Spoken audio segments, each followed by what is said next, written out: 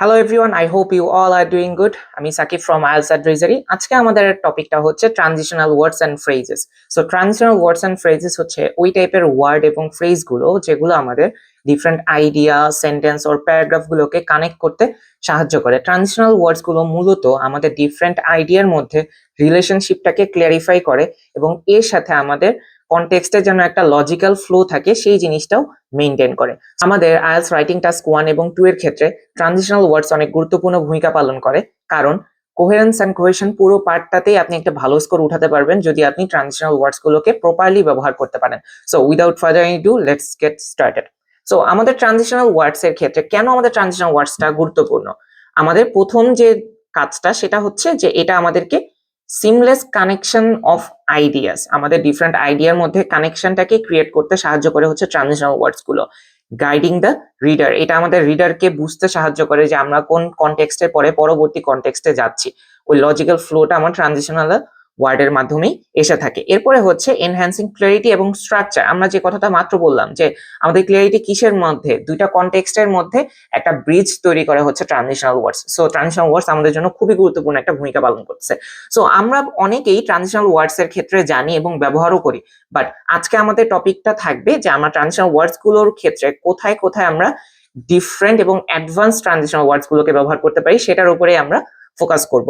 So আমরা যদি additional comments or আইডিয়াকে present করতে চাই তাহলে আমরা খুবই জেনারেলি, অ্যাডিশনালি, অলসো, মোরওভার এই টাইপের বেসিক ট্রানজিশনাল ওয়ার্ডস ইউজ করে এসেছি, বাট আজকে থেকে আমরা ট্রাই করবো একটু অ্যাডভান্স ট্রানজিশনাল ওয়ার্ডস ইউজ করতে, যাতে আমাদের অ্যান্সারটা একটু ইউনিক হয় বা এক্সামিনারের মনে হয় যে ওকে ঠিক আছে আমরা কিছু এক্সট্রা ওয়ার্ডস জানি যেটা অন্যরা টিপিক্যালি ব্যবহার করে না। সো এই ক্ষেত্রে আপনি ব্যবহার করতে পারেন not to mention, what's more, over and beyond, like this manner, in tandem with that. এগুলো খুব সুন্দর অ্যাডভান্স ট্রানজিশনাল ওয়ার্ডস যেগুলো আমাদের অ্যাডিশনাল কমেন্টকে প্রেজেন্ট করতে সাহায্য করবে। এরপরে আসে আমাদের অল্টারনেটিভ। অল্টারনেটিভের জন্য আমরা হোয়ারএস, কনভার্সলি, ইন কম্পারিজন এই টাইপের বেসিক ওয়ার্ডগুলোকেই ব্যবহার করি। এর সাথে আমরা যদি অ্যাডভান্স এখন থেকে শিখি, অন দ্য ফ্লিপ সাইড, অপর পক্ষে, in a different vein, from a different angle, to take another perspective, in an alternative scenario. এগুলো খুবই সুন্দর অ্যাডভান্সড কিছু ট্রানজিশনাল ওয়ার্ডস যেগুলো আমরা অল্টারনেটিভ আইডিয়া বা টপিককে প্রেজেন্ট করার জন্য ব্যবহার করতে পারি। এরপরে আমরা যখন অ্যানালাইজিং রেজাল্ট, কোনো রেজাল্টকে অ্যানালাইজ করার চেষ্টা করব, তখন আমরা কি ধরনের অ্যাডভান্স ওয়ার্ড ব্যবহার করতে পারি?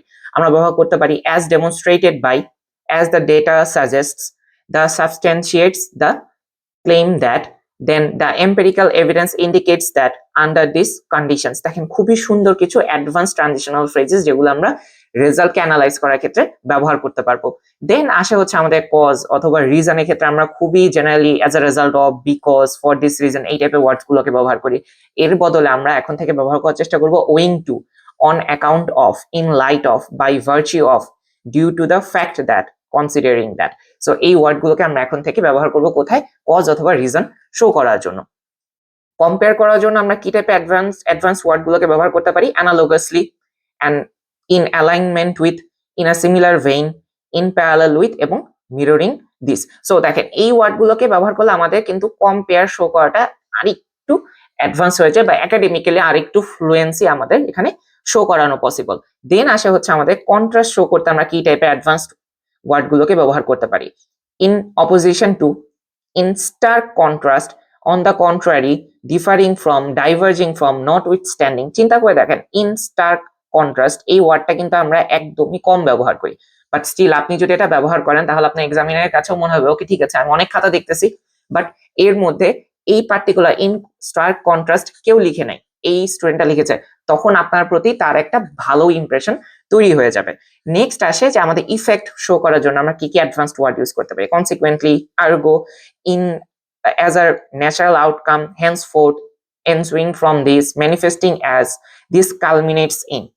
যদি আমরা আর্লিয়ার স্টেটমেন্টকে আরেকবার এমফাসাইজ করতে চাই, আবার ওইটা রিভিজিট করতে চাই, সেক্ষেত্রে আমরা লেখা ট্রাই করতে পারি it is imperative to highlight, it should be noted that, of particular importance, crucially, most significantly, above all else, as a fundamental point। আমরা যদি এক্সাম্পলকে ইন্ট্রোডিউস করতে চাই, আমাদের রাইটিং টাস্ক 2 এর ক্ষেত্রে অনেক বেশি পরিমাণ লেখার ক্ষেত্রে আমরা এক্সাম্পল ইউজ করি, সেই ক্ষেত্রে আপনারা কি ধরনের অ্যাডভান্স ওয়ার্ড ইউজ করতে পারেন?